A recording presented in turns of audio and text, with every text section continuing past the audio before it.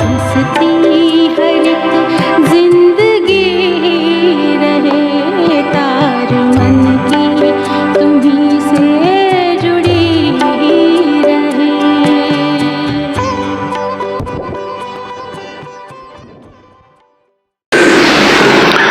ओम शांति।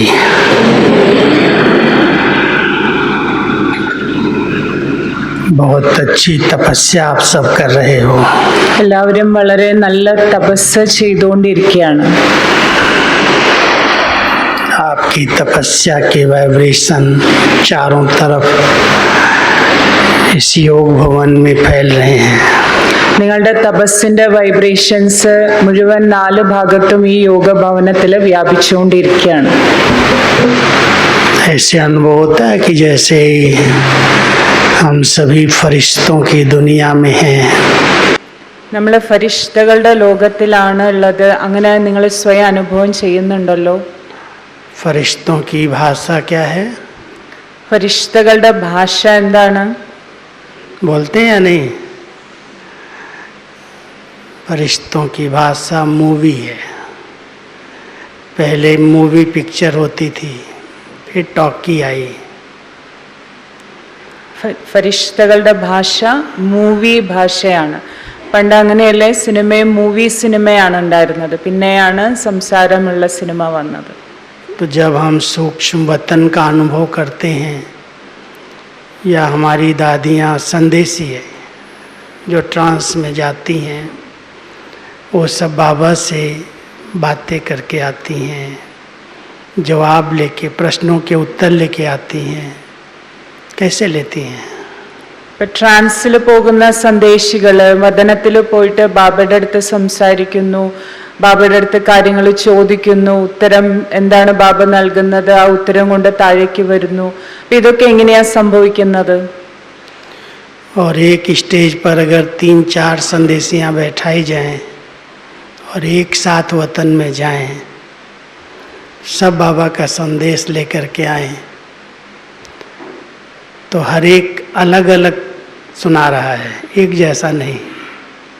ഒരേ സമയത്ത് 3-4 സന്ദേശികൾ ഒരേ സമയത്ത് ബാബയുടെ അടുത്ത് വദനത്തിൽ ട്രാൻസ് മെസ്സേജ് എടുക്കാൻ വേണ്ടി പോകുന്നു. ഓരോരുത്തരും വ്യത്യസ്ത സന്ദേശവും കൊണ്ടാണ് ബാബയുടെ അടുത്ത് നിന്ന് വരുന്നത്. അപ്പൊ അതെങ്ങനെയാ സംഭവിക്കുന്നത്? ऐसा क्यों होता है? അതെന്തുകൊണ്ടാണ് അങ്ങനെ വരുന്നത്? जबकि बाबा एक ही है, बाबा से हम मिल के आते हैं, वतन का दृश्य देख के आते हैं, फिर भी वर्णन करने का तरीका हर एक का अपना। ഇപ്പൊ ബാബ ഒരാളല്ലേ വദനത്തിലുള്ളൂ, പക്ഷെ അവര് പോയിട്ട് അവിടെ കാണുന്നതും അവിടുന്ന് ബാബയുടെ അടുത്ത് നിന്ന് സന്ദേശം എടുത്ത് വരുന്നതും 4 പേര് പോയാൽ 4 പേരും വ്യത്യസ്ത സന്ദേശവും കൊണ്ടാണ് വരുന്നത്. അപ്പൊ അതെന്തുകൊണ്ടാണ് അങ്ങനെ സംഭവിക്കുന്നത്? क्योंकि हर एक संदेशी की कैचिंग पावर, वो किस तरह के भाव हैं उसके, और उसी अनुसार वो कैच कर रही बाबा से, और वो जैसा कैच करती वैसा ही वर्णन करती है। അത് സന്ദേശികളുടെ ക്യാച്ചിങ് പവർ അഥവാ ഭാവനയിലുള്ള വ്യത്യാസമാണ്. എങ്ങനെയാണോ അവർ ക്യാച്ച് ചെയ്യുന്നത് അതനുസരിച്ചിട്ടാണ് അവർക്ക് അനുഭവം വരുന്നതും അത് വർണ്ണിക്കുന്നതും. इसलिए शुरू में जो बहनें ट्रांस में जाती थी बहुत इनोसेंट थी, जरा भी कोई बुद्धि का इधर उधर का बुद्धि में ख्याल नहीं, संकल्प नहीं, ज्ञान नहीं, बहुत इनोसेंट, बिल्कुल जिसको दुनिया का कुछ पता नहीं। ऐसी बहनें जब जाती थी तो वो बहुत सुंदर अच्छा वतन का संदेश लेके आती थी। ഇപ്പൊ പണ്ട് അങ്ങനെ 2 സന്ദേശിമാരുണ്ടായിരുന്നു.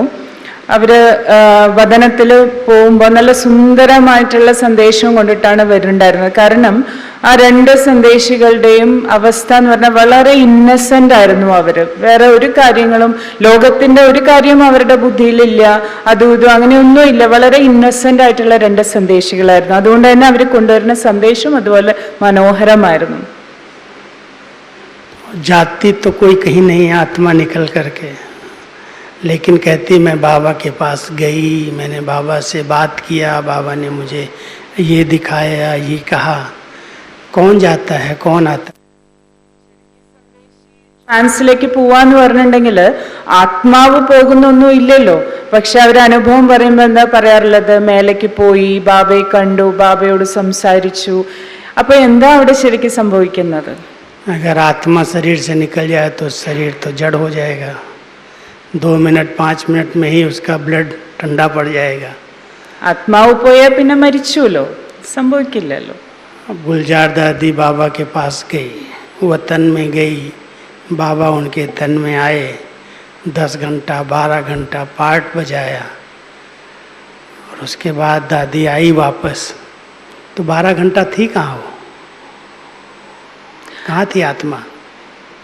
അതായത് ഏതുപോലെ നമുക്കറിയാം, ബാബ്ദാദ ഗുൽസാർ ദാദിയുടെ ശരീരത്തിൽ വരുമ്പോൾ ആദ്യം ദാദി ട്രാൻസിലേക്ക് പോകുന്നു, അതിനുശേഷം ബാബ ദാദിയുടെ ശരീരത്തിൽ വരുന്നു, മുരളി ഉച്ചരിക്കുന്നു, അത് കഴിഞ്ഞാൽ വീണ്ടും ദാദി തന്നെ തിരിച്ചു വരുന്നു ശരീരത്തിൽ. അപ്പൊ അവിടെ എന്താ സംഭവിക്കുന്നത്?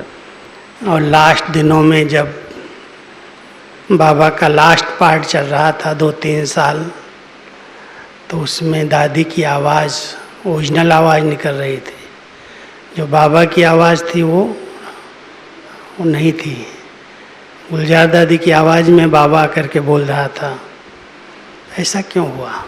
അതുപോലെ തന്നെ ബാബ്ദാദയുടെ അവസാന സമയത്ത് ആ സീസണില് ആ അവസാനത്തെ 2-3 വർഷം അങ്ങനെ നമുക്ക് അനുഭവം ഉണ്ടായിരുന്നു. അതായത് ബാബ വരുമ്പോ ഗുൽസാർ ദാദിയുടെ തന്നെ വോയിസിലാണ് ബാബ സംസാരിക്കുന്നുണ്ടായിരുന്നത്, ദാദിയുടെ വോയിസിലായിരുന്നു ബാബ സംസാരം. അപ്പൊ അതെന്താ അങ്ങനെ, അതൊക്കെ എന്തുകൊണ്ടാണ് അങ്ങനെ വരുന്നത്? രഹസ്യം എന്താണ്? देखा ना स्वामीनाथन भाई, देखा है ना, अंतर क्यों दिखाई दिया?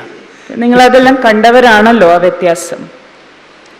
तो वास्तव में आत्मा कहीं शरीर से निकल के नहीं जाती, लेकिन जो एक चैतन्य शक्ति, संकल्प शक्ति है, जो मन वाहन है. बाबा कई बार कहते हैं अंतर मन वाहन. आत्मा का जो मन है वही वाहन है.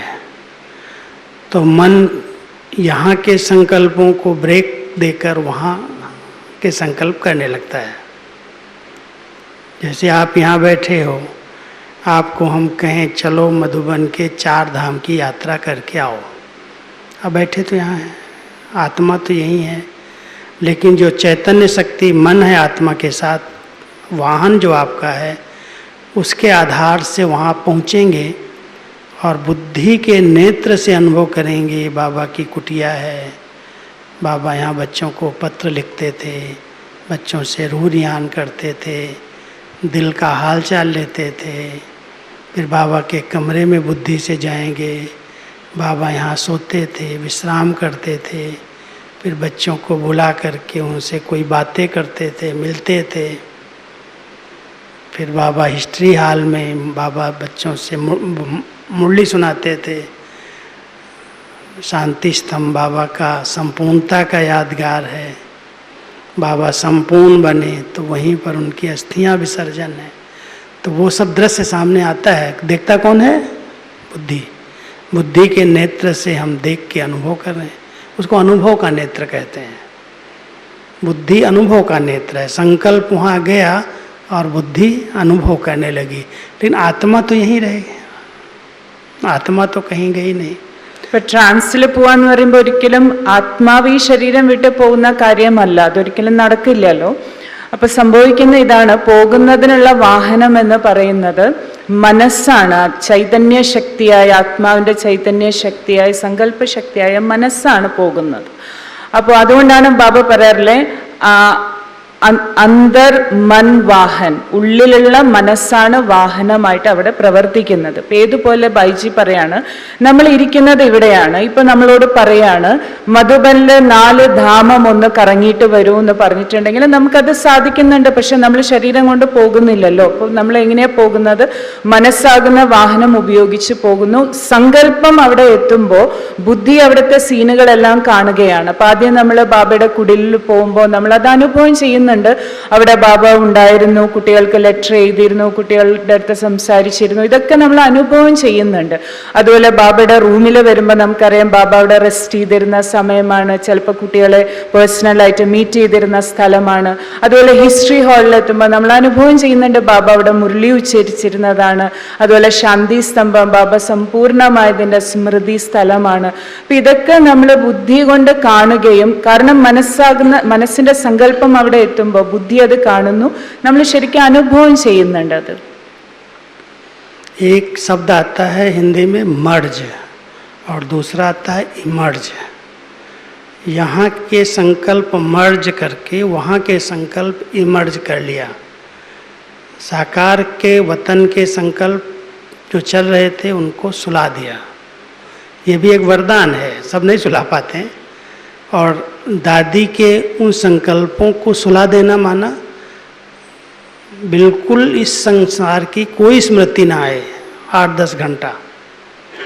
तो जब दादी वतन में जाती तो इतना मर्ज बाबा कर देता जिसको संसार की कोई भी बात याद नहीं रहती, सब सो जाती, जैसे स्लीप डेड साइलेंस में चली जाती। फिर से बाबा आकर के अपना पार्ट बजाते बाप दादा, और मुरली चला के जब जाते तो वो आत्मा जागृत हो जाती है। बाबा उसको जैसे जगा के फिर चला जाता। तो इसलिए उस समय जब तक दादी का शरीर बहुत शक्तिशाली था, मजबूत था, तब तक बाबा ने उस आत्मा को फुल सुलाया, कुछ भी पता होने नहीं दिया। लेकिन जब दादी का शरीर एकदम कमज़ोर होने लगा कि वो आत्मा अगर बिल्कुल सो गई तो उसका उठना मुश्किल हो जाएगा, तो इसलिए बाबा ने उसको सुलाया नहीं और बाबा आ गए। और जब बाबा आ गए तो दादी की आवाज़ भी निकलने लगी, और दादी की आवाज़ में बाबा ने बात करना शुरू कर दिया। അതായത് ഗുൽസാർ ദാദിജി ട്രാൻസിലേക്ക് പോകുമ്പോൾ സംഭവിച്ചിരുന്നത് അതാണ്.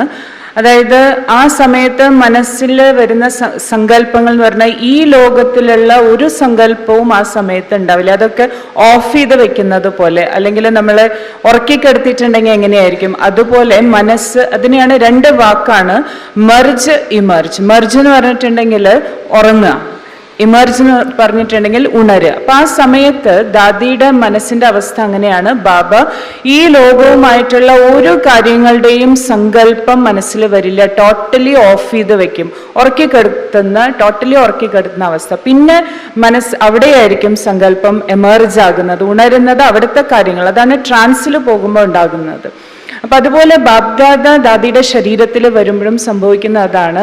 ബാബ വരുന്നേക്കാളും മുമ്പ് ദാദി ട്രാൻസിലേക്ക് പോകുമ്പോൾ ഇവിടുത്തെ എല്ലാ കാര്യങ്ങളും സങ്കല്പത്തിൽ നിന്ന് ഓഫാകും, എന്ന് പറഞ്ഞാൽ ഉറങ്ങിയ അവസ്ഥയിലേക്ക് പോകും, മെർജ് അവസ്ഥയിലേക്ക് പോകും. പിന്നെ ബാബ വരും, മുരളി ഉച്ചരിക്കും. ബാബ തിരിച്ചു പോകുമ്പോൾ വീണ്ടും ദാദിയെ ഉണർത്തിയിട്ടാണ് പോകുന്നത്. അപ്പോൾ ദാദിക്ക് വീണ്ടും ഈ ലോകത്തിന്റെ ആ കോൺഷ്യസ്നെസ് വരും.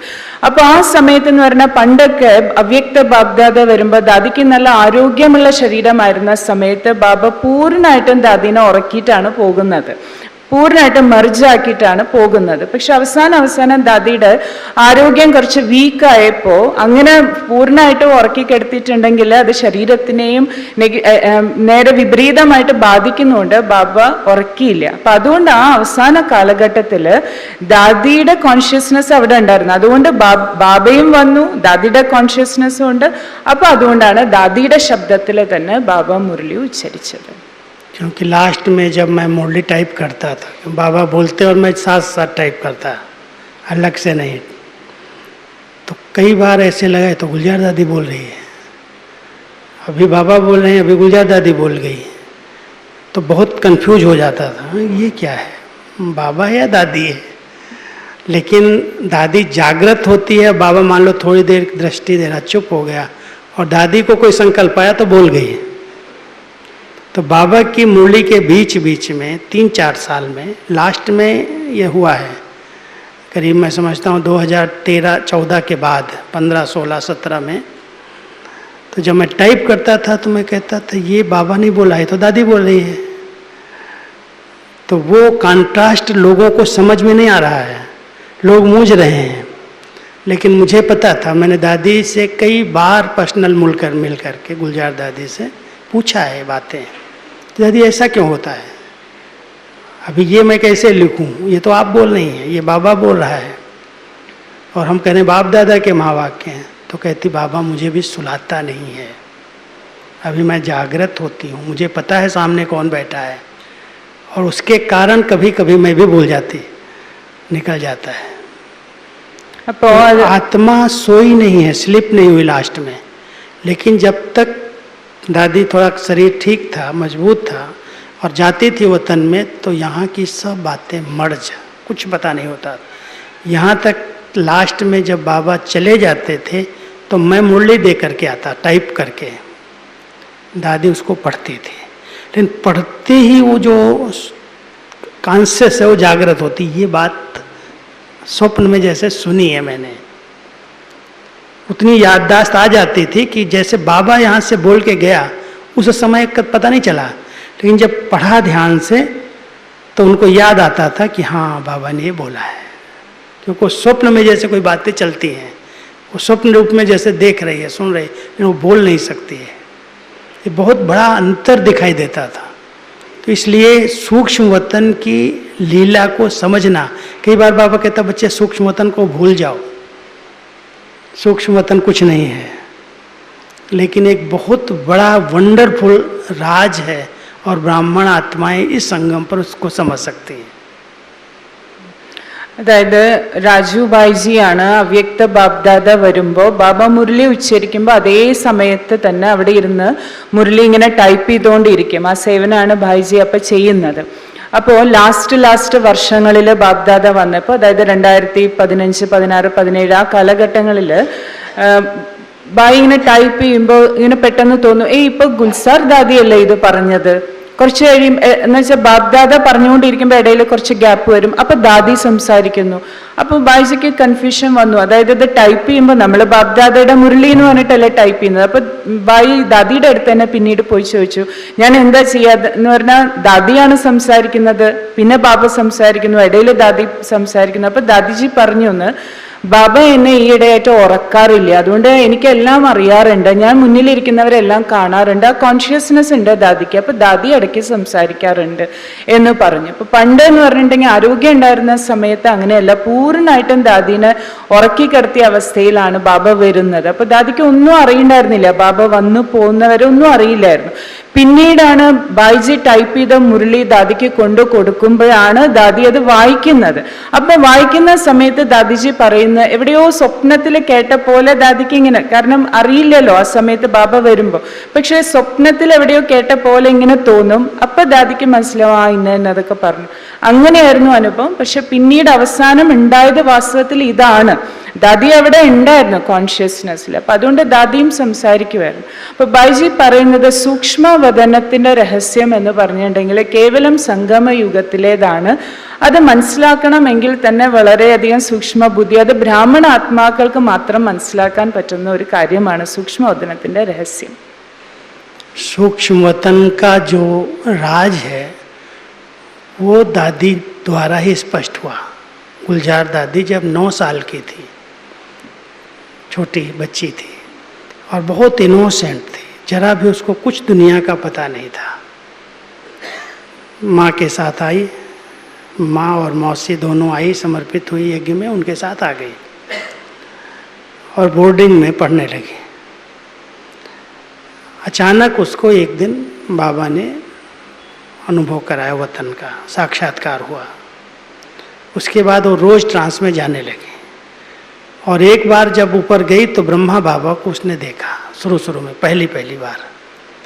तो ब्रह्मा बाबा को देख करके वो आकर के नीचे रोने लगी कि मेरा बाबा कहीं ऊपर चला जाएगा क्या। तो दादियों ने, बड़ी बहनें जो थी उनको दादियाँ कहते, उन्होंने पूछा उनसे, तुमने क्या देखा ऐसा जो रो रही है। बोला ये जो बाबा है ना, ये ऊपर है, ये बाबा कहीं ऊपर चला जाएगा क्या। तो बाबा तक वो बात गई कि ये बाबा तो यहाँ बैठा, फिर ऊपर कौन है। तो बाबा ने गुलजार दादी को बुलाया, शोभा नाम था, शोभा को बुलाया कि तुम जाओ ऊपर, फिर से जाओ और उससे पूछो कि मेरा बाबा तो इसी रूप में नीचे है, तुम कौन है। तो दादी ऊपर गई, फिर से गई और ऊपर जाके पूछी तो बाबा तो तुम्हारे जैसा मेरा नीचे है, तुम कौन हो? तब उससे जवाब मिलता है कि जो साकार में ब्रह्मा है वही संपूर्ण जब बनता है तो ये रूप होता है उसका। ये ब्रह्मा के संपूर्ण स्वरूप को इमर्ज करके शिव बाबा यहाँ आते हैं। ये रहस्य उस समय खोला है। जो सूक्ष्म वतन क्या है, ब्रह्मापुरी, विष्णुपुरी, शंकरपुरी, ये सारा राज गुलजार दादी बार बार ट्रांस में जाती है और बाबा कहता है उससे ये पूछ के आओ, इससे ये पूछ के आओ। तो वो राज उस समय खोला है। സൂക്ഷ്മവദനത്തിന്റെ രഹസ്യവും ഗുൽസാർ ദാദിയിലൂടെയാണ് ബാബ നമുക്ക് വെളിപ്പെടുത്തിയത്. അതും ഗുൽസാർ ദാദിജി യജ്ഞത്തിൽ വന്നത് കേവലം 9 വയസ്സുള്ളപ്പോഴാണ്. ആ സമയത്ത് ദാദി വളരെ ഇന്നസെന്റ് ആയിട്ടുള്ള അവസ്ഥ, ലോകത്തെക്കുറിച്ച് യാതൊന്നും അറിയില്ല. ദാദി അമ്മയുടെ കൂടെയും ആന്റിയുടെ കൂടെയുമാണ് യജ്ഞത്തിലേക്ക് വന്നത്. അപ്പൊ ആ ചെറു പ്രായത്തിൽ തന്നെയാണ് ദാദിക്ക് ആദ്യമായിട്ട് സൂക്ഷ്മവദനത്തിന്റെ സാക്ഷാത്കാരം കിട്ടിയത്. അപ്പൊ ദാദി അന്ന് കണ്ടത് ഇതാണ്, സൂക്ഷ്മവദനത്തില് ബ്രഹ്മാ ബാബയെ കണ്ടു. അപ്പൊ അങ്ങനെ കണ്ട് ട്രാൻസിൽ പോയി ബാബയെ കണ്ടു. തിരിച്ചു വന്നിട്ട് ദാദി ഇരുന്ന് കരയാൻ തുടങ്ങി. കാരണം ഇവിടെയുള്ള ബാബ ഇനി മേലേക്ക് പോകുമോ എന്ന് ആലോചിച്ചിട്ട് കരയാൻ തുടങ്ങി. അപ്പൊ നമ്മുടെ ദാദിമാരൊക്കെ, യജ്ഞത്തിലെ ദാദിമാരുണ്ടല്ലോ, അവരെല്ലാം വന്ന് ഗുൽസാർ ദാദിയോട് ചോദിച്ചു എന്താ കാര്യം. അപ്പൊ പറഞ്ഞു, ഞാൻ നമ്മുടെ സകാര ബാബയെ മേലെ കണ്ടു, എന്താ ബാബ ഇനി മേലേക്ക് പോകുമോ എന്ന് പറഞ്ഞു. അപ്പോൾ ശരി, അത് ബാബയോട് പറയാമെന്ന് പറഞ്ഞിട്ട് ബാബയുടെ അടുത്ത് ഈ കാര്യം അറിയിച്ചപ്പോൾ ബ്രഹ്മാ ബാബ ഗുൽസാർ ദാദിയുടെ അടുത്ത് പറഞ്ഞു, കുട്ടി തന്നെ വീണ്ടും ഒന്നും കൂടി ട്രാൻസിലേക്ക് പോകൂ, എന്നിട്ട് അവിടെ കണ്ട ബാബയുടെ അടുത്ത് ചോദിക്കൂ, ഇതുപോലെ താഴെ നമുക്കൊരു ബാബ ഉണ്ടല്ലോ, അപ്പൊ ഇതാരാണെന്ന് ചോദിക്കണം എന്ന് പറഞ്ഞു. അങ്ങനെ ഗുൽസാർ ദാദി വീണ്ടും ട്രാൻസിൽ പോയി അവിടെ കണ്ട ബാബയുടെ അടുത്ത് ചോദിച്ചു ആരാണെന്ന്. അപ്പോൾ ബാബ പറഞ്ഞു, ഇത് താഴെയുള്ള ബ്രഹ്മാ ബാബയുടെ, സാകാര ബാബയുടെ സമ്പൂർണ്ണ അവസ്ഥയാണ് ഈ മേലെ ഉള്ളത്. അപ്പൊ ബ്രഹ്മാ ബാബയുടെ സമ്പൂർണ്ണ രൂപം സൂക്ഷ്മവദനത്തിലുണ്ട്. ആ സമ്പൂർണ്ണ രൂപത്തിൽ ശിവബാബ അവിടെ വരും. ആ രഹസ്യം അപ്പോഴാണ് ദാദിയിലൂടെ വെളിപ്പെടുത്തിയത്. അപ്പോൾ സൂക്ഷ്മവദനത്തിലെ ബ്രഹ്മാപുരി, വിഷ്ണുപുരി, ശങ്കർപുരി, ഈ രഹസ്യങ്ങളെല്ലാം തന്നെ ബാബ ഗുൽസാർ ദാദിയിലൂടെയാണ് നമുക്ക് ആ രഹസ്യം വെളിപ്പെടുത്തിയത്. एक दिन बाबा ने कुछ संदेश भेजा, क्योंकि मैं दादी के, गुलजार दादी के संदेश सारा लिखता था, क्यों उनको लिखने में एक बार तो वतन से जाके लिख लेती थी रफ, और फिर उसको फेयर जब करने लगती थी तो उनको बहुत टाइम लगता था. तो मैं चला जाता था, दादी आप ये फेयर कर रही ना, मुझे दे दो, मैं फेयर करके लाता हूँ. तो कहती तुम कैसे करेगा? कहा दादी दे दो, अगर कुछ नहीं समझ में आएगा तो मैं फिर आपसे पूछूंगा. क्योंकि दादी को कई घंटे लगता था फेयर करने में, बैठी जाती थी, लिखती रहती थी. तो मैं लाता था, फिर टाइप करता, क्योंकि मैं सिंधी सीखा था, तो टाइप करके फिर ले जाता था. तो दादी को लगता था ये सेंटेंस ठीक है, ये नहीं ठीक है, बताती थी मेरे को, नहीं यहाँ पर ये थोड़ा ऐड कर लो, ये बाबा ने इस भाव से कहा, इस भाव से करेक्शन देती थी. तो एक दिन बाबा ने संदेश में कहा कि आज ब्रह्मा बाबा बच्चों का सपोर्ट कर रहे थे, माँ है, बड़ी माँ है, और शिव बाबा बच्चों को शिक्षा दे रहे थे. तो मैंने दादी को बोला, शिव बाबा शिक्षा दे रहे थे, ब्रह्मा माँ सपोर्ट कर रही थी, कैसे? मेरा भी प्रश्न था कैसे, कि शिव बाबा और ब्रह्मा बाबा का रथ तो एक ही है, तन तो एक ही है ना. अगर ब्रह्मा बाबा प्यार कर रहे हैं और शिव बाबा शिक्षा दे रहा है, तो क्या आपस में डायलॉग कर रहे हैं? कैसे करते हैं? അതായത് സാധാരണ ഗുൽസാർ ദാദി മെസ്സേജ് ട്രാൻസിൽ കൊണ്ടുവരുമ്പോൾ അത് ടൈപ്പ് ചെയ്യുന്നത് എപ്പോഴും രാജുഭായിജിയാണ്. അപ്പൊ ആദ്യം റഫായിട്ട് എഴുതും, പിന്നീട് അതിന് ഫെയർ കോപ്പി പോലെ. അപ്പൊ ദാദി കുറെ സമയം ഇരുന്ന് ആണ് തിരുത്തിയാണ് അത്. ദാദി ഖുദ് ലിഖ്തേ थे फेयर कॉपी या आप लिखते थे वो संदेश का? मैं फेयर करके लाता था, लिखती तो दादी थी पहले. അത് എന്നിട്ട് കറക്റ്റ് ചെയ്ത് കൊണ്ടുവരും. അങ്ങനെ ദാദിക്ക് ഒന്നുകൂടെ വായിക്കാൻ വേണ്ടിയിട്ട് കൊടുക്കും. അപ്പൊ അങ്ങനെ കൊടുത്തപ്പോൾ ദാദി അതിൽ എന്തൊക്കെ കറക്ഷൻസ് ആണ് ഉള്ളത് എന്ന് പറഞ്ഞാൽ അതൊക്കെ പറഞ്ഞു കൊടുത്ത് വീണ്ടും കറക്റ്റ് ചെയ്യിപ്പിക്കും. അങ്ങനെ ഒരു പ്രാവശ്യം ബാബ മെസ്സേജിൽ ഇങ്ങനെ പറഞ്ഞു, അതായത് ശിവ് ബാബ നിങ്ങൾ കുട്ടികൾക്ക് ശിക്ഷണം നൽകുന്നു, ബ്രഹ്മാവാകുന്ന അമ്മ നിങ്ങളെ സപ്പോർട്ട് ചെയ്യുന്നു. അപ്പൊ ബായിജി ചോദിച്ചു, അതെന്താ അങ്ങനെ പറഞ്ഞിട്ടുണ്ടെങ്കിൽ അർത്ഥം? കാരണം രണ്ടുപേരും ഇരിക്കുന്നത് ഒരു ശരീരത്തിൽ തന്നെയല്ലേ, ബ്രഹ്മാ ബാബയുടെ ആത്മാവും ശിവ് ബാബ വരുന്നതും അതേ ശരീരത്തിൽ. അപ്പൊ ഒരേ ശരീരത്തിൽ ഇരുന്നിട്ട് ഒരാള് അമ്മയുടെ രൂപത്തിൽ നമ്മളെ സപ്പോർട്ട് ചെയ്യുന്നു, ഒരാള് ശിക്ഷണം തരുന്നു, അങ്ങനെ അതെങ്ങനെയാണ് എന്ന് ചോദിച്ചു. अगर अभी कहें अभी शिव बाबा बोले और अभी कहें ब्रह्मा बाबा बोले, तन एक ही है, तो हमको कैसे पता पड़ेगा शिव बाबा बोला या ब्रह्मा बाबा बोला? और अगर बोला तो क्या दोनों ने आपस में डायलॉग किया क्या? प्रश्न उठता है ना. അതായത് ഒരേ ശരീരത്തിലെ രണ്ടു പേരും ശിവബാബയും ബ്രഹ്മാബാബയും. അപ്പൊ പറയും ഇപ്പൊ ബ്രഹ്മാബാബയാണ് പറയുന്നത്, ഉടനെ ഇപ്പൊ ശിവബാബയാണ് പറയുന്നത്, ഒരേ ശരീരത്തിൽ രണ്ടുപേരും. അപ്പൊ എന്താ രണ്ടുപേരും ഒരേ ശരീരത്തിൽ ഇരുന്നിട്ട് അങ്ങോട്ടും ഇങ്ങോട്ടും എന്താ സംസാരിക്കുകയാണോ ബ്രഹ്മാബാബയും ശിവബാബയും? അതൊക്കെ എങ്ങനെയാ നടക്കുക? मान लो ब्रह्मा बाबा ने शिव बाबा से कोई प्रश्न पूछा और शिव बाबा ने उत्तर दिया, तो उत्तर कैसे दिया? ब्रह्मा बाबा ने प्रश्न कैसे पूछा और शिव बाबा ने उत्तर कैसे दिया? ഇപ്പൊ ബ്രഹ്മാബാബ എന്തെങ്കിലും ശിവബാബയോട് ചോദിക്കണമെങ്കിൽ ബ്രഹ്മാബാബ ചോദിക്കുന്നു, അതിന്റെ ഉത്തരം ശിവബാബ തരുന്നു. അപ്പൊ അത് എങ്ങനെയായിരിക്കും? എങ്ങനെയാണ് ബ്രഹ്മാബാബ ചോദിക്കുന്നത്, എങ്ങനെയാണ് ശിവബാബ ഉത്തരം നൽകുന്നത്? मुख एक ही है, കാരണം മുഖം സെയിം ആണല്ലോ, ब्रेन एक ही है, आत्माएं दो हैं, कैसे बोलेंगे? ഒരു ശരീരം ഒരു മുഖം രണ്ടാത്മാവ്. അപ്പൊ എന്തായിരിക്കും സംഭവിക്കേണ്ടാകുക? तो दादी ने बहुत सुंदर जवाब दिया. वो कहा कि जब मैं देखती हूँ कि बाप दादा आपस में रूह रियान करते हैं, तो जब दादा का तन दिखाई देता है तो ब्रह्मा बाबा का साकार रूप दिखाई देता है. ब्रह्मा बाबा साकारी दिखाई देता है और शिव बाबा आकारी रूप में दिखाई देता है. दो शरीर दिखाई देते हैं, एक संपूर्ण ब्रह्मा और एक पुरुषार्थी ब्रह्मा साकार का. तो साकारी ब्रह्मा बच्चों का सपोर्ट कर सकता है, ले सकता है. आकारी ब्रह्मा तो शिव बाबा के समान है. और आकारी ब्रह्मा, समझना थोड़ा सा, मूझना नहीं, अव्यक्त ब्रह्मा के तन द्वारा शिव बाबा डायरेक्ट साकार ब्रह्मा से बात कर सकता है. दो आत्माएं, दो शरीर दिखाई देते, एक सूक्ष्म शरीर एक स्थूल शरीर, और दोनों आपस में डायलॉग करते हैं. अभी हम सभी स्थूल शरीर में हैं, अभी हम बाबा से बात करना चाहते हैं तो बाबा कहते हैं अपने ड्रेस को बदलो, इस ड्रेस से बात नहीं हो सकती.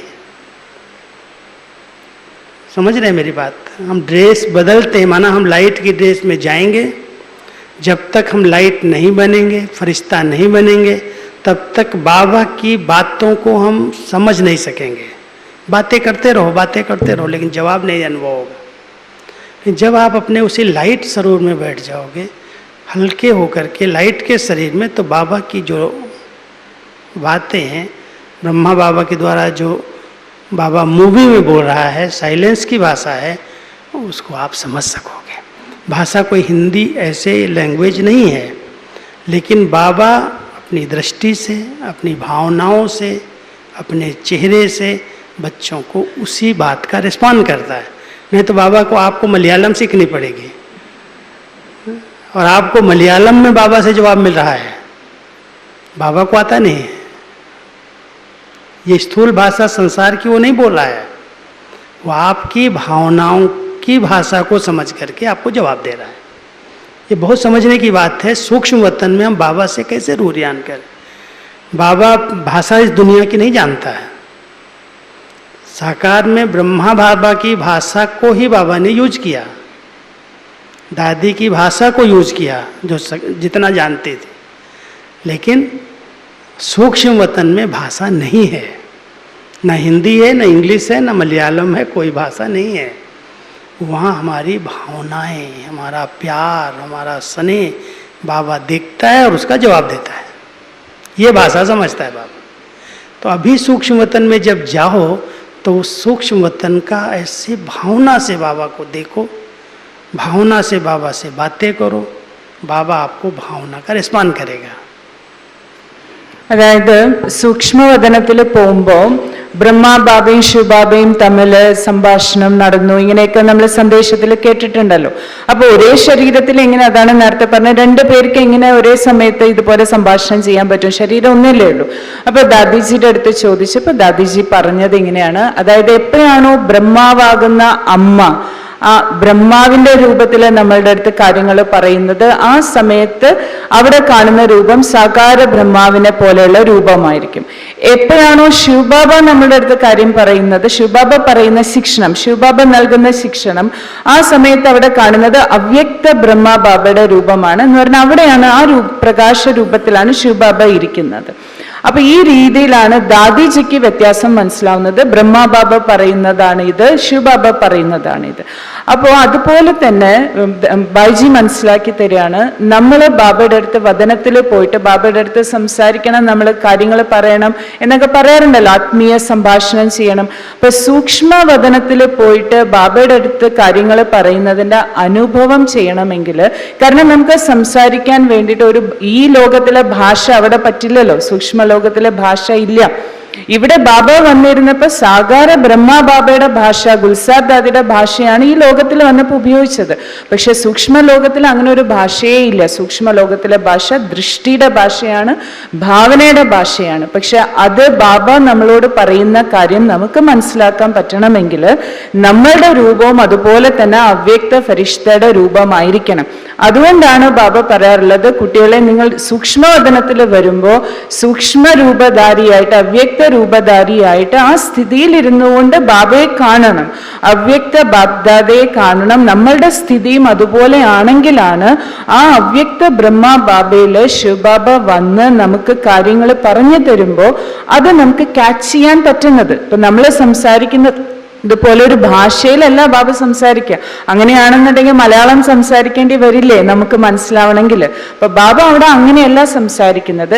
നമ്മളുടെ സ്ഥിതി എപ്പോഴാണോ അവ്യക്ത ഫരിഷ്ത സ്ഥിതിയാകുന്നത്, അപ്പോഴാണ് അവ്യക്ത ബ്രഹ്മബാബയിൽ ശിവബാബ വന്ന് നമ്മളോട് കാര്യങ്ങൾ പറയുമ്പോൾ അത് നമുക്ക് ശരിക്കും ക്യാച്ച് ചെയ്യാനും മനസ്സിലാക്കാനും പറ്റുന്നത്. അത് ദൃഷ്ടിയുടെ ഭാഷയാണ്, ഭാവനയുടെ ഭാഷയാണ്. അപ്പൊ ഇത് നമ്മൾ അഭ്യസിക്കണം. तो बाबा के इस विचित्र पाठ को समझ करके हम सबको बाबा के समान बनने का पुरुषार्थ करना है. जो फरिश्ता स्थिति है वो बाबा समान, ब्रह्मा बाबा समान स्थिति है.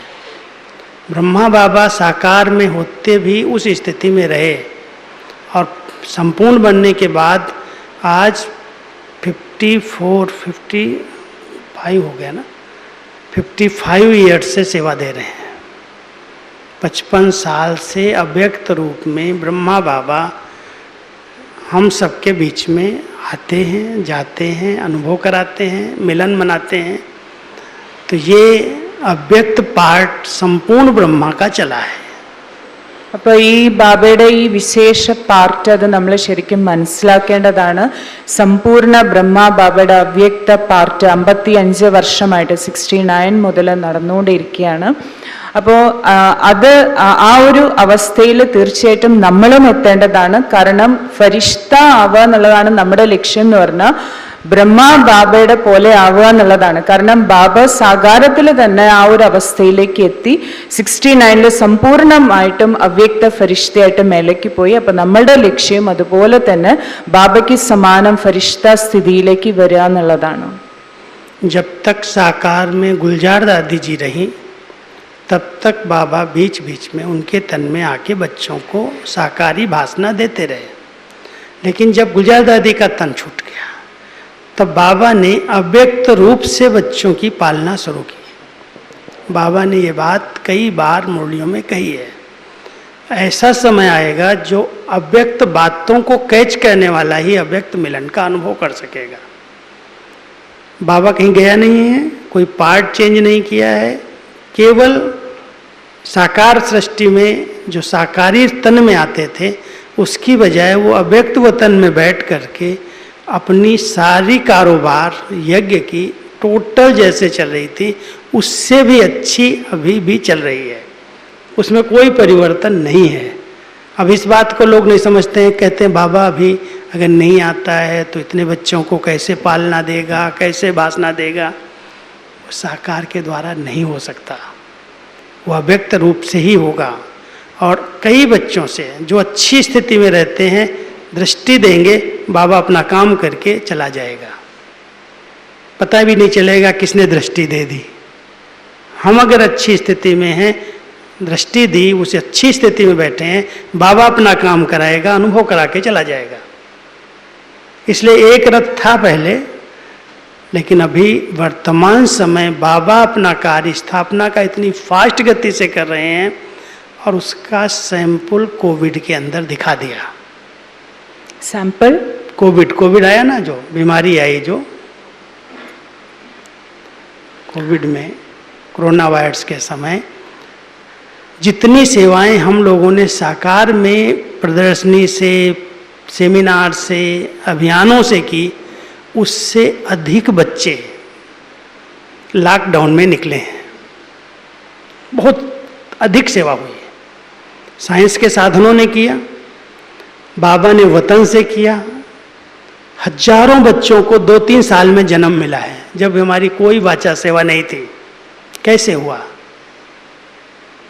അതായത് ദാദിജി, ഗുൽസാർ ദാദിജി ഉണ്ടായിരുന്ന സമയത്ത് ആ ശരീരം ഉള്ളതുകൊണ്ട്, രഥമുള്ളതുകൊണ്ട് ബാബ താഴെ സകാര ലോകത്തിൽ വന്ന് കുട്ടികളെ മിലനം ചെയ്യായിരുന്നു, നമുക്ക് ആ അനുഭവം നൽകിയിരുന്നു. പക്ഷെ ഇപ്പൊ ഗുൽസാർ ദാദി ഇല്ല, ഇവിടെ താഴെ രഥമില്ല. അപ്പൊ അതുകൊണ്ട് ഈ സമയത്ത് ബാബയുടെ പാർട്ട് മാറിയിട്ടൊന്നുമില്ല. ബാബ അന്ന് എങ്ങനെ നമ്മളെ പാലിച്ചുകൊണ്ടിരുന്നു, യജ്ഞത്തിന്റെ കാര്യങ്ങളെല്ലാം ചെയ്തുകൊണ്ടിരുന്നു, അതേ പാർട്ട് ബാബ ഇപ്പോഴും ചെയ്യുന്നുണ്ട്. പക്ഷെ ഇവിടെ സാകാര രൂപത്തിൽ വരുന്നില്ല, പകരം അവിടെ ഇരുന്നുകൊണ്ട് അവ്യക്ത രൂപധാരിയായിട്ട് ബാബ അതേ കാര്യം കുറച്ചുകൂടെ തീവ്രഗതിയിൽ ഫാസ്റ്റായിട്ട് ചെയ്തുകൊണ്ടിരിക്കുകയാണ്. പക്ഷെ ആ അനുഭവം ചെയ്യണമെങ്കിൽ, ഇതുപോലെ ദാദിയുടെ ശരീരത്തിൽ ബാബ്ദാദ വന്നപ്പോൾ നമ്മൾ ഡയറക്റ്റ് മിലനം ചെയ്തിരുന്നു, അനുഭവം എടുത്തിരുന്നു. അപ്പൊ ഇപ്പൊ അത് ആ രഥമില്ലല്ലോ, ശരീരം ഇല്ലല്ലോ. പക്ഷെ ഇപ്പോഴും നമുക്ക് ബാബയുമായിട്ടുള്ള മിലനത്തിന്റെ അനുഭവം ചെയ്യാൻ സാധിക്കും. പക്ഷെ അവിടേക്ക് പോകണം, കാരണം ബാബ അവിടെയാണ് ഇരിക്കുന്നത്. അപ്പൊ അവിടെ പോകണമെങ്കിൽ നമ്മളുടെ സ്ഥിതിയും അതുപോലെ ഫരിഷ്ത സ്ഥിതി, അവ്യക്ത രൂപധാരിയായിട്ട് അവിടെ പോകണം. നല്ല ഉയർന്ന സ്ഥിതിയുള്ള കുട്ടികൾക്ക് മാത്രമാണ് ആ അനുഭവം ചെയ്യാൻ സാധിക്കുക. അതാണ് ഇപ്പോഴും ബാബ അവ്യക്ത മിലനത്തിലൂടെ പാലനം നൽകിക്കൊണ്ടിരിക്കുന്നുണ്ട് നമുക്ക്. പക്ഷെ ഏത് കുട്ടികൾക്കാണോ ആ ഉയർന്ന സ്ഥിതിയുള്ളത് അവർക്ക് ശരിക്കും അനുഭവം ചെയ്യാൻ സാധിക്കും. ബാബ ദാ വന്നു, നമുക്ക് ദൃഷ്ടി നൽകിക്കൊണ്ടിരിക്കുകയാണ്. ബാബ ചെയ്യേണ്ട കാര്യങ്ങളൊക്കെ എന്നെ കൊണ്ട് ചെയ്യിപ്പിച്ചു, ബാബ പോയി. ആ അനുഭവം തീർച്ചയായിട്ടും ആ ഉയർന്ന സ്ഥിതിയുള്ളവർക്ക് അനുഭവം ചെയ്യാൻ പറ്റും. बाबा का ये वायदा है, जब तक नई सृष्टि की स्थापना नहीं होती, पूरी नहीं होती, जब तक परमात्म प्रत्यक्षता नहीं होती, तब तक ब्रह्मा की आत्मा इस लकीर को क्रॉस नहीं कर सकती। माना अव्यक्त वतन से मूल वतन नहीं जा सकती। अगर मूल वतन में चली गई तो अव्यक्त पार्ट, संगम का पार्ट समाप्त हो जाता है। अगर वो चली गई तो उसको नया जन्म, नए शरीर को लेना पड़ेगा सतयुग में। इसलिए जब तक स्थापना का कार्य संपन्न नहीं हुआ है, प्रत्यक्षता नहीं हुई है, तब तक अव्यक्त वतन में रह करके किसी न किसी रूप से बाबा विश्व कल्याण की सेवा पर हाजिर है। ബ്രഹ്മ ബാബയുടെ പാർട്ട് ഇപ്പോഴും വിശ്വമംഗളം, വിശ്വസേവനം ചെയ്യുന്നതിന്റെ പാർട്ട് ഇപ്പോഴും ബാബ ചെയ്തുകൊണ്ടിരിക്കുകയാണ്. അത് ബാബ പറഞ്ഞിട്ടുണ്ട്, എപ്പോഴാണോ പരമാത്മാവിന്റെ പ്രത്യക്ഷത വിശ്വത്തിൽ വരുന്നത്, പുതിയ ലോകത്തിന്റെ സ്ഥാപനം നടക്കുന്നത്, അത് വരെ ഒരിക്കലും ബ്രഹ്മാവിന്റെ പാർട്ട് തീരില്ല. ബ്രഹ്മ ബാബയ്ക്ക് സൂക്ഷ്മവദനം വിട്ടിട്ട് മൂലവദനത്തിലേക്ക് പോകാൻ സാധ്യമല്ല. അപ്പൊ അതുകൊണ്ട് അത് നമ്മൾ പ്രത്യക്ഷത്തിൽ അനുഭവം ചെയ്തതാണ്. കോവിഡ് കാലഘട്ടത്തിൽ ആ സമയത്ത് ബാബയുടെ കുട്ടികളുടെ എണ്ണം എന്ന് പറഞ്ഞാൽ 2 വർഷം കൊണ്ട് തന്നെ 1000കണക്കിന് കുട്ടികളാണ് ഒറ്റയടിക്ക് കൂടിയത്. അപ്പൊ അതെങ്ങനെ സംഭവിച്ചു? അപ്പൊ ഒന്ന് മീഡിയ വഴിയുള്ള സേവനം ഫാസ്റ്റായിട്ട് നടന്നു, ഒപ്പം ബാബ അവിടെ ഇരുന്നുകൊണ്ട് ചെയ്തുകൊണ്ടിരിക്കുന്ന സേവനത്തിന്റെയും കൂടി ഫലമാണ്. അപ്പൊ തീർച്ചയായിട്ടും ബാബയുടെ പാർട്ട്, സംഗമയുഗത്തിന്റെ ബ്രഹ്മാവിന്റെ പാർട്ട് ഇപ്പോഴും നടന്നുകൊണ്ടിരിക്കുന്നുണ്ട്. അതിലൊരു സംശയം വരേണ്ട ആവശ്യമില്ല. പ്രത്യക്ഷത വരുന്നത് വരെ, പുതിയ ലോകത്തിന്റെ സ്ഥാപനം നടക്കുന്നത് വരെ അത് നടക്കും. और उसको कोई नया रथ लेकर के पार्ट बजाने की ज़रूरत नहीं है। कई लोग कहते हैं अगर बाबा नहीं आएगा तो कैसे बच्चे जन्म लेंगे, कैसे वृद्धि होगी, कैसे सबको दृष्टि मिलेगी। बाबा कहता है बच्चे अभी ये पार्ट, जैसे साकार पार्ट पूरा हुआ, अव्यक्त पार्ट चला, अभी अव्यक्त पार्ट पूरा हुआ, अभी निराकारी रूप से बाबा का पार्ट चल रहा है, चलता रहेगा। इसलिए कभी भी प्रश्न नहीं करना शायद बाबा यहाँ आता होगा, बाबा वहाँ आता होगा। ये सब बाबा कहता माया है, इसमें संभल के चलना, कहीं फंसना नहीं, इसकी डिटेल में नहीं जाना। बाबा का रथ मुकर्रर था, साकार ब्रह्मा का, फिर दादी गुलजार का, बाबा ने फिक्स किया। उसके बाद कोई तीसरे रथ में, इधर उधर के रथ में आ जाएगा, ये संभव नहीं है। बाबा अपना पाठ निराकारी स्वरूप से, फरिश्ता और निराकारी स्वरूप से कर रहा है, चला रहा है। पूरा यज्ञ कितना विस्तार को पा रहा है। हजारों बच्चे देश विदेश में जन्म ले रहे हैं, आ रहे हैं, अनुभव कर रहे हैं। ये सब आत्माओं का खेल नहीं है, परमात्मा का ही है, लेकिन वो रूप परिवर्तन हुआ है। ഇപ്പോൾ ശിവബാബ സൃഷ്ടിയിൽ വരുന്നതിന് അവതരിക്കുന്നതിന് കേവലം 2 രഥം മാത്രം തന്നെ ഉള്ളൂ. ആദ്യം ബ്രഹ്മബാബയുടെ രഥം ശരീരം, പിന്നീട് ഗുൽസാർ ദാദിയുടെ ശരീരം. ഈ 2 രഥം മാത്രമേ ഉള്ളൂ. അത് കഴിഞ്ഞു. ആ പാർട്ട് സാകാരത്തിൽ ബാബ വരുന്ന പാർട്ട് കഴിഞ്ഞു. ഇനി വേറെ രഥം ഒന്നും ബാബയ്ക്ക് ഉണ്ടായിരിക്കില്ല, അതിന്റെ ആവശ്യമില്ല. കാരണം ബാബയുടെ പാർട്ട് ബാബ ഇപ്പോഴും ചെയ്തുകൊണ്ടിരിക്കുന്നുണ്ട്. അത് സാകാര രൂപത്തിൽ നിന്ന് മാറി അവ്യക്ത രൂപത്തിലായി എന്ന് മാത്രമേ ഉള്ളൂ. ബാബ ഇപ്പോഴും ബാബയുടെ യജ്ഞത്തിന്റെ വിസ്താരം അല്ലെങ്കിൽ സേവനത്തിന്റെ പാർട്ട് ബാബ ഇപ്പോഴും ചെയ്തുകൊണ്ടിരിക്കുന്നുണ്ട്. അല്ലാതെ നമ്മൾ ഒരിക്കലും ഇങ്ങനെ ആ ഒരു തെറ്റായ ഒരു ഇതിലേക്ക് പോകരുത്. ബാബ ചിലപ്പോൾ വേറെ ആരുടെങ്കിലും ശരീരത്തിൽ വരും. ചിലർക്ക് സംശയം വരും, പുതിയ കുട്ടികളൊക്കെ വരുമല്ലേ, ഇനി ബാബ വന്നില്ലെങ്കിൽ എങ്ങനെയാ അവർക്ക് അനുഭവം ഉണ്ടാകുക, അങ്ങനെയൊക്കെ ചിലർക്ക് സംശയം വരും. അപ്പൊ അവിടെ അവരുടെ ശരീരത്തിൽ ബാബ വന്നു, ഇവരുടെ ശരീരത്തിൽ ബാബ വന്നു എന്നൊക്കെ കേൾക്കുമ്പോൾ അറിയാതെ അങ്ങോട്ട് പോകാൻ തോന്നും. അപ്പോൾ അത് മായയാണ്, അങ്ങനെയൊന്നും സംഭവിക്കില്ല. കേവലം 2 രഥം മാത്രമേ ഉള്ളൂ.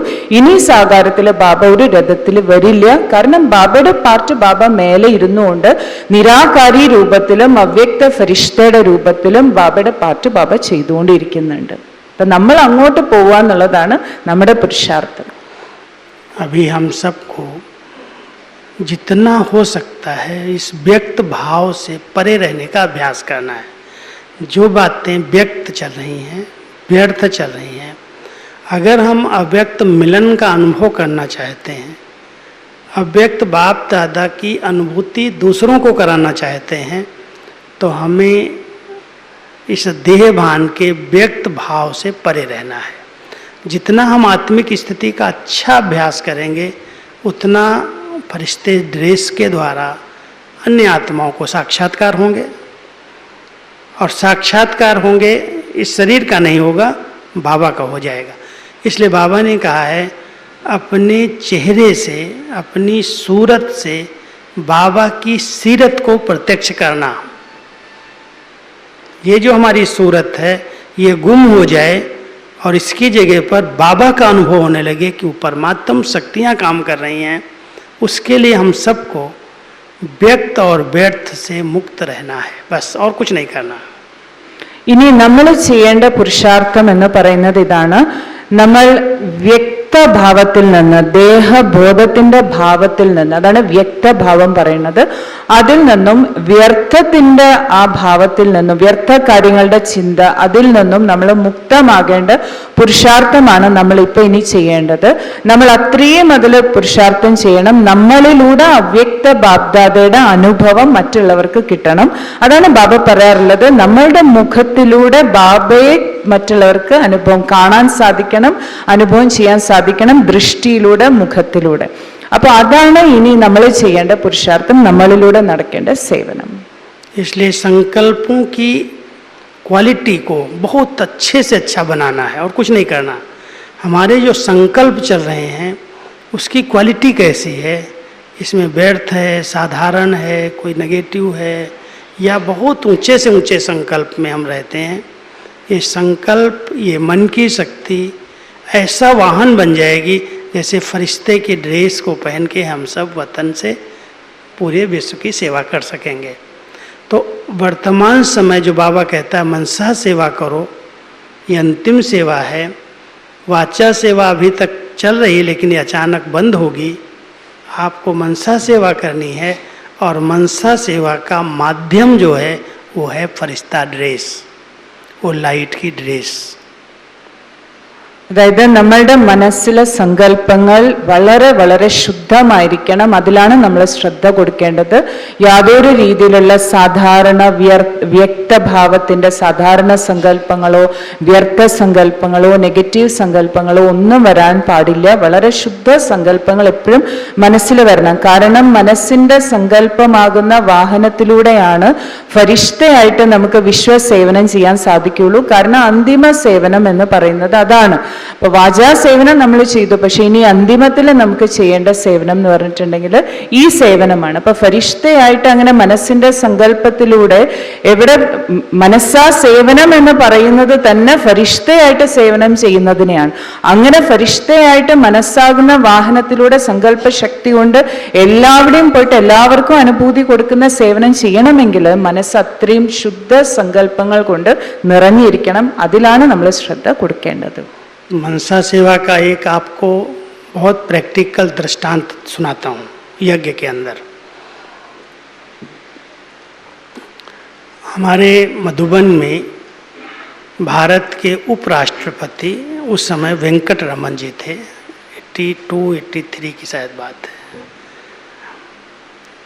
उपराष्ट्रपति थे और उनकी दिल थी मैं माउंट आबू आऊँ। निमंत्रण दिया था बहनों ने, लेकिन सरकार की कई प्रॉब्लम थी, कोई भी उनको क्लियरेंस नहीं मिल रही थी राजस्थान सरकार की ओर से। जाना या नहीं जाना, छुट्टी नहीं, क्योंकि उनका बहुत सिक्योरिटी होती, बहुत सारी बातें होती हैं।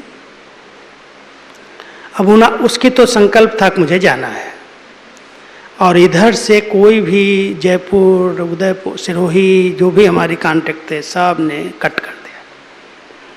जब उसने कहा मुझे जाना ही है, तो उन्होंने ऐसा रूट बनाया जिसमें वो आए, दिलवाड़ा मंदिर जाए, पहले फ्रेश होने के लिए सर्किट हाउस जाए, फिर दिलवाड़ा मंदिर जाए, फिर इधर जाए उधर जाए। ब्रह्मा कुमारी को 10 या 15 मिनट उन्होंने दिया।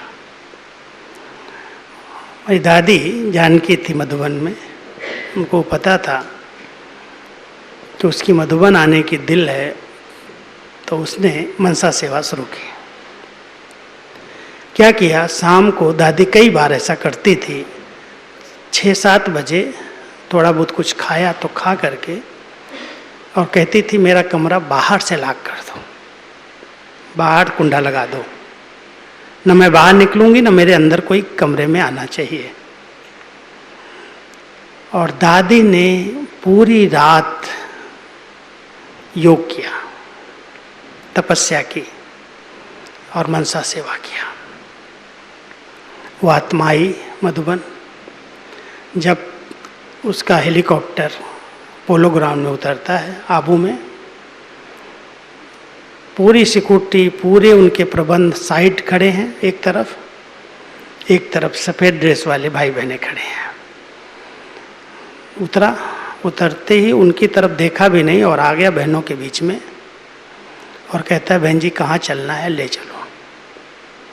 अब हमारी गाड़ी आगे आगे, सिक्योरिटी के पीछे पीछे, वो सीधा पांडव भवन में आ गया।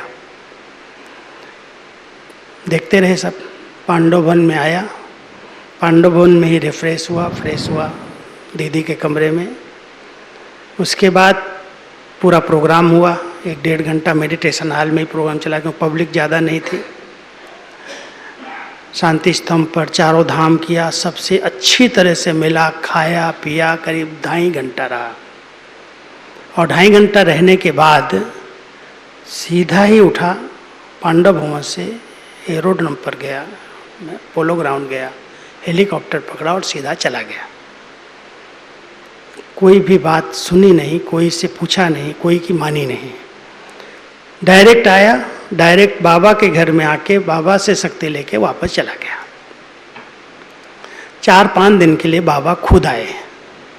बाबा का प्रवेशता हुई गुलजार दादी में, और बाबा ने बच्चों से पूछा, बच्चे इतना सब विरोध होने के बाद, इतनी सब बातें होने के बाद ऐसा कैसे हो गया कि वो कहीं भी जाने का संकल्प नहीं रहा, कहीं गया नहीं, कहीं किसी की सुनी नहीं, इतनी सिक्योरिटी को क्रॉस किया, क्या हुआ ये सब? शिव बाबा, ब्रह्मा बाबा बोल रहे हैं, अव्यक्त बाबा। फिर बाबा ने सुनाया, ये जो बच्ची है, दादी ने कुछ नहीं बताया था, इस बच्ची ने ऐसी एक लाइट की लकीर खींची, ऐसा एक ओरा बनाया, जो दिल्ली से वो निकलते समय वो ओरे में प्रवेश हुआ, और उसी साथ में माउंट आबू आया, उसी साथ पांडव भवन आया, और उसी ओरे को कहीं क्रॉस नहीं कर सकता था, उसी से सीधा ही वापस चला गया। ये मनसा सेवा का प्रभाव था, ये बच्ची की तपस्या का प्रभाव था। वो लाइट की किरणों ने रास्ता बना दिया, और उस रास्ते को क्रॉस करके कहीं जा ही नहीं सकता था। അതായത് മനസ്സാ സേവനത്തിന്റെ യജ്ഞത്തിൽ ഒരു പ്രാക്ടിക്കൽ എക്സാമ്പിൾ നടന്നത് പറയാണ് ബായിജി. പണ്ട് വെങ്കട്ടരാമൻ ഉപരാഷ്ട്രപതിയായിരുന്ന സമയത്ത് അദ്ദേഹത്തിന് മൗണ്ട് അബുവിൽ വരണം എന്ന് ബ്രഹ്മകുമാരീസിന്റെ ആസ്ഥാനത്ത് വരണം എന്നൊക്കെ ആഗ്രഹമുണ്ടായിരുന്നു. പക്ഷെ പല കാരണങ്ങൾ കൊണ്ട് തടസ്സങ്ങൾ വന്നു, അതൊന്നും നടന്നില്ല. അപ്പോൾ വരാൻ അദ്ദേഹത്തിന് ആഗ്രഹമുണ്ട്, പക്ഷെ പല സെക്യൂരിറ്റി കാരണങ്ങൾ അതുകൊണ്ട് നടന്നില്ല. അപ്പോൾ ഇത് ദാദിജി അറിഞ്ഞപ്പോൾ ദാദിജി എന്ത് ചെയ്തു എന്ന് വെച്ചാൽ, ദാദിജി ആരോടും പറഞ്ഞില്ല. രാത്രി 6-7 മണിക്ക് ശേഷം ദാദിജിയുടെ റൂമിന്റെ വാതിൽ പുറത്തുനിന്ന് പൂട്ടാൻ പറഞ്ഞു. എന്ന് പറഞ്ഞാൽ ദാദി പുറത്തേക്ക് പോകില്ല, പുറത്തുനിന്ന് ആരും ദാദിയുടെ റൂമിലേക്ക് ഡിസ്റ്റർബ് ചെയ്യാൻ വരാനും പാടില്ല. എന്നിട്ട് ദാദി രാത്രി ഇരുന്നിട്ട് അങ്ങനെ തപസ് ചെയ്യായിരുന്നു. കുറച്ച് ദിവസങ്ങൾ കഴിഞ്ഞപ്പോൾ രാഷ്ട്രപതിയുടെ പ്രോഗ്രാം ഉണ്ടാക്കാൻ സാധിച്ചു. ഉപരാഷ്ട്രപതി വെങ്കട്ടരാമൻ വന്നു, ഹെലികോപ്റ്ററിൽ വന്നിറങ്ങി. ഒരു ഭാഗത്ത് സെക്യൂരിറ്റിക്കാർ ഡ്രസ്സ് ഇട്ടിട്ട് കുറേ പേര്, ഒരു ഭാഗത്ത് നമ്മുടെ സിസ്റ്റേഴ്സ്. അദ്ദേഹം വന്നിറങ്ങി നേരെ നമ്മുടെ സിസ്റ്റേഴ്സിന്റെ ഭാഗത്തേക്ക് വന്നിട്ട് പറഞ്ഞു, ശരി, എങ്ങോട്ടാണ് ഞാൻ പോകേണ്ടത്, വരൂ പോവാന്ന് പറഞ്ഞു. അങ്ങനെ നമ്മളുടെ കൂടെ നേരെ പാണ്ഡവ ഭവനിൽ വന്ന് ബാബയുടെ റൂമിൽ വന്ന് അനുഭവം ചെയ്തു. എല്ലാവരുടെയും 4 ധാമമൊക്കെ കണ്ടു, അനുഭവം ചെയ്തു. ബാബയുടെ ആ വൈബ്രേഷൻസ് എല്ലാം അനുഭവം ചെയ്തു. ശരിക്കും ഭഗവാന്റെ ആ ഒരു അനുഭവം എടുത്തിട്ട് നേരെ അദ്ദേഹം കുറച്ച് കിतना घंटा रहा वहाँ? 2.5 घंटा भाई जी, कितना घंटा? 2.5 2.5 മണിക്കൂർ നേരം പാണ്ഡവ ഭവനിൽ സമയം ചെലവഴിച്ചു. മുമ്പ് പ്രോഗ്രാമിൽ ഉണ്ടായിരുന്നത് എന്താ വെച്ചാൽ ദിൽവാഡ ക്ഷേത്രത്തിൽ പോകണം, അവിടെ പോകണം, പിന്നെ 15 മിനിറ്റ് ബ്രഹ്മകുമാരീസിന്റെ ആസ്ഥാനത്തിൽ പോകും, അങ്ങനെയൊക്കെ ആയിരുന്നു. പക്ഷെ അതൊന്നും ആയിരുന്നില്ല പ്രാക്ടിക്കലി നടന്നത്. ഇത് പാണ്ഡവ ഭവനിൽ വന്നു, 2.5 മണിക്കൂർ അവിടെ ചെലവഴിച്ചു. നേരെ എയർപോർട്ടിലേക്ക്, വേറെ ആരും എന്ത് പറഞ്ഞത് ഒന്നും കേട്ടില്ല, നേരെ എയർപോർട്ടിൽ പോയി തിരിച്ച് അദ്ദേഹം പോയി. അങ്ങനെ 4 ദിവസം കഴിഞ്ഞപ്പോൾ അവ്യക്ത ബാബ്ദാദ ഗുൽസാർ ദാദിയുടെ ശരീരത്തിൽ വന്നിട്ട് എല്ലാവരോടും ചോദിച്ചു, ഇതെങ്ങനെ സംഭവിച്ചു എന്ന് പറഞ്ഞാൽ. ആദ്യം ഒരുപാട് തടസ്സം പറഞ്ഞതായിരുന്നു, പിന്നെ എങ്ങനെ അദ്ദേഹം ഇവിടെ വന്നു, തടസ്സങ്ങളൊന്നും ഇല്ലാതെ എങ്ങനെ അദ്ദേഹം ഇവിടെ വന്നു, ഇവിടെ മാത്രം വന്നിട്ട് തിരിച്ചുപോയി, ഇതെങ്ങനെ സംഭവിച്ചു? അപ്പൊ ബാബ തന്നെ പ്രകാശ്മണി ദാദിജിനെ നോക്കിയിട്ട് പറഞ്ഞു, ഈ കുട്ടി ചെയ്ത തപസ്സിന്റെ, മനസ്സാ സേവനത്തിന്റെ ഫലമാണത്. അപ്പൊ ദാദി ചെയ്തത് എന്താണെന്ന് ബാബ വ്യക്തമാക്കി. അതായത് ദാദി ഇരുന്ന് തപസ് ചെയ്തപ്പോ മനസ്സാ സേവനത്തില് ദാദി ഇങ്ങനെയാണ് ചെയ്തത്. ഇവിടുന്ന് ശരിക്കും പറഞ്ഞാൽ ഒരു വളരെ ശക്തിശാലിയായിട്ടുള്ള പ്രകാശത്തിന്റെ കിരണങ്ങള് വെങ്കട്ടരാമന് സെൻഡ് ചെയ്യുന്നത് പോലെ, ഒരു ഓറ സെൻഡ് ചെയ്യുന്നത് പോലെ, അങ്ങനെ അത്രയും ആ തപസ്സിന്റെ ശക്തി കൊണ്ട് അദ്ദേഹത്തിന് അത് കിട്ടുകയായിരുന്നു. അപ്പൊ ആ ലൈറ്റിന്റെ ആ ശക്തി കൊണ്ട്, ആ ഒരു ഓറയും കൊണ്ടാണ് അദ്ദേഹം വന്നത് എന്ന് പറഞ്ഞാൽ, ശരിക്കും പറഞ്ഞാൽ പ്രകാശം നമ്മളെ വഴി കാണിക്കുക എന്ന് പറയില്ലേ, അതുപോലെ ദാദി ഇവിടെ നിന്ന് അയച്ചുകൊണ്ടിരുന്ന ആ പ്രകാശത്തിന്റെ ഓറ വഴി കാട്ടിയായിട്ട് അദ്ദേഹത്തിന്റെ കൂടെ അവിടെ നിന്ന് ഡൽഹിയിൽ നിന്ന് സ്റ്റാർട്ട് ചെയ്ത് പാണ്ഡവ ഭവൻ വരെ എത്തിച്ചു. പാണ്ഡവ ഭവനിൽ ബാബയുടെ അനുഭവം ചെയ്തു. അതുപോലെ തന്നെ എന്ന് പറഞ്ഞാൽ ആ വഴിയിൽ നിന്ന് പുറത്തേക്ക് പോകാൻ പറ്റില്ല, കാരണം അങ്ങനെയാണ് ദാദി സെറ്റ് ചെയ്ത് വെച്ചിരിക്കുന്നത് മനസ്സാ സേവനത്തിൽ. അപ്പൊ ആ പ്രകാശത്തിന്റെ ഓറയുടെ ഉള്ളിലൂടെ എന്നെ സഞ്ചരിച്ചു, ബാബയുടെ അടുത്ത് പാണ്ഡവ ഭവനിൽ വന്നു, അവിടെ ബാബയുടെ അനുഭവം ചെയ്തു, നേരെ തിരിച്ച് ഡൽഹിയിലേക്ക് പോയി. ഇതാണ് അവിടെ സംഭവിച്ചത്. അതാണ് മനസ്സാ സേവനത്തിന്റെ പ്രാക്ടിക്കൽ റിസൾട്ട്. तो अभी आप सभी क्या करेंगे? दादियाँ हमारी इतनी मनसा सेवा करके गई, इतनी जो स्थापना हुई, इतना जो विस्तार हुआ, आज देश विदेश में जहाँ भी दादी ने पाँव रखा वहाँ सेंटर खुल गया। उनकी शुभ भावना का ओरा, वो फरिश्ते का ओरा, किसी को बोला नहीं कुछ भी, मैं मनसा सेवा करती हूँ, मैं ये करती हूँ, लेकिन उस आत्मा ने जिधर पाँव रख दिया वहाँ पर तीर्थ बन गया। ഇപ്പൊ ദാദിജിയുടെ ആ മനസ്സാ സേവനത്തിന്റെ ശക്തി, ദാദിജിയുടെ ചുറ്റും ആ ഒരു ഓറയാണ് ഉണ്ടായിരുന്നത്. ദാദി ആരോടും പറയുമായിരുന്നില്ല ദാദി ഇങ്ങനെ മനസ്സാ സേവനം ചെയ്തുകൊണ്ടിരിക്കുകയാണെന്ന്. പക്ഷെ പ്രാക്ടിക്കലി ദാദി എവിടെ കാല് വെച്ചിട്ടുണ്ടോ, അത് ദേശത്താണെങ്കിലും ശരി വിദേശ രാജ്യങ്ങളിലാണെങ്കിലും ശരി, ദാദി എവിടെ കാല് വെച്ചിട്ടുണ്ടോ അവിടെ സെന്റർ ഓപ്പൺ ആയിട്ടുണ്ട്, അവിടെ സേവനം നടന്നിട്ടുണ്ട്. അത് പ്രത്യക്ഷ തെളിവാണ്. അപ്പോൾ അതുപോലെ നമ്മളും ഇപ്പൊ ഇനി എന്താണ് ചെയ്യേണ്ടത്? उनके संकल्प की सिद्धियां अगर देखनी हो तो कोई विदेश जाके देख ले। लंदन में इतना सुंदर रिट्रीट सेंटर, इतने सेवा केंद्र, एक से एक अच्छे बड़े। अमेरिका में 300 एकड़ में पीस विलेज, कितना सुंदर, कितना अच्छा स्थान। दादी जहाँ जहाँ गई जो संकल्प किया बाबा ने सब सिद्ध किया, और उसका मूल कारण था वो कोई भी प्रकार की व्यर्थ बातों को न सुनती थी। कहती थी भगवान ने बहुत अच्छा किया जो मेरे कान बंद हैं, मुझे सुनता ही नहीं है। न व्यर्थ सुना, न व्यर्थ देखा, न सोचा, न बोला। और कोई ने कोई व्यर्थ सुनाया तो कहती थी हाथ जोड़ती हूँ, बाबा जो कह रहा है वो करो, बाकी सब छोड़ दो, जो होगा अच्छा होगा। जब तक व्यर्थ से हम मुक्त नहीं होंगे तब तक मनसा सेवा नहीं की जा सकती, फरिश्ता स्थिति का अनुभव नहीं होगा। और ये हम सबके हाथ में है। हम क्यों व्यर्थ सोच रहे हैं जब ड्रामा बिल्कुल कल्याणकारी है, अच्छे से अच्छा बना हुआ है, इसका डायरेक्टर ऊपर बैठा है, उसके डायरेक्शन से सब कुछ हो रहा है, फिर हम प्रश्नों में क्यों उलझ रहे हैं? सब अच्छा है, सब अच्छा है। जो शुभ भावना से संपन्न हो जाएगा वही मनसा सेवा कर सकेगा। तो मनसा सेवा करो, फरिश्ता ड्रेस पहनो, वतन में उड़ के जाओ और बाबा के साथ विश्व कल्याण की सेवा करो। लेकिन शर्त यही है कोई भी व्यर्थ आने नहीं दो, उसको समर्थ में चेंज करते जाओ। क्यों क्या कैसे की बजाय फुल स्टॉप, 1 सेकंड में उसका चिंतन नहीं करना, जो हो गया हो गया। ഇപ്പൊ ദാദിജിയുടെ സങ്കല്പങ്ങൾക്ക് എങ്ങനെ ഇങ്ങനെ സിദ്ധി ലഭിച്ചു എന്ന് പറഞ്ഞാൽ അത് ദാദിയുടെ മനസ്സാ സേവനത്തിന്റെ റിസൾട്ട് കാണെങ്കിൽ വിദേശ രാജ്യങ്ങളിൽ പോയാൽ മതി.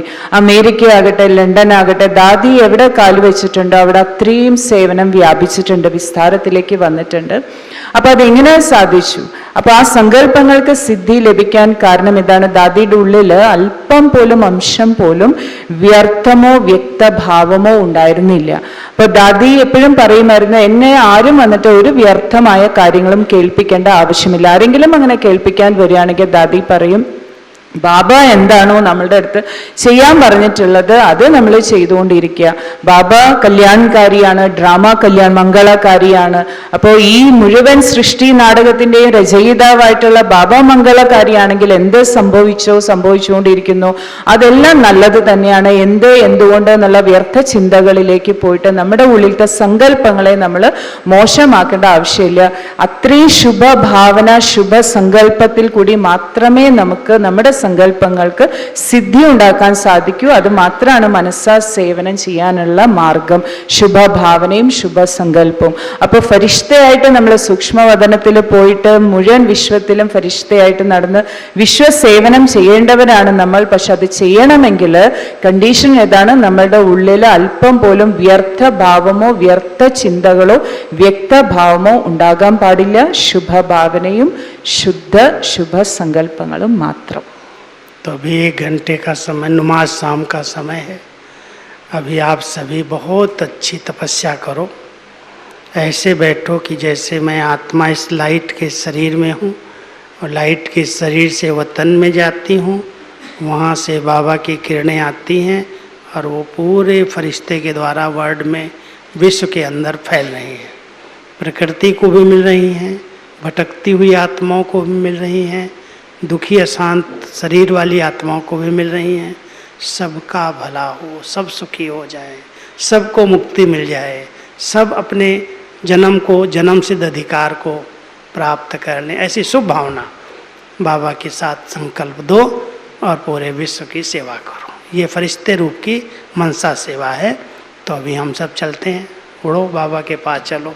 ഇപ്പൊ യോഗത്തിന്റെ സമയമാണ്, സന്ധ്യാസമയത്ത് യോഗം. അപ്പൊ നമ്മൾ ഈ സമയത്ത് ഇപ്പൊ ഇങ്ങനെ അനുഭവം ചെയ്യാം.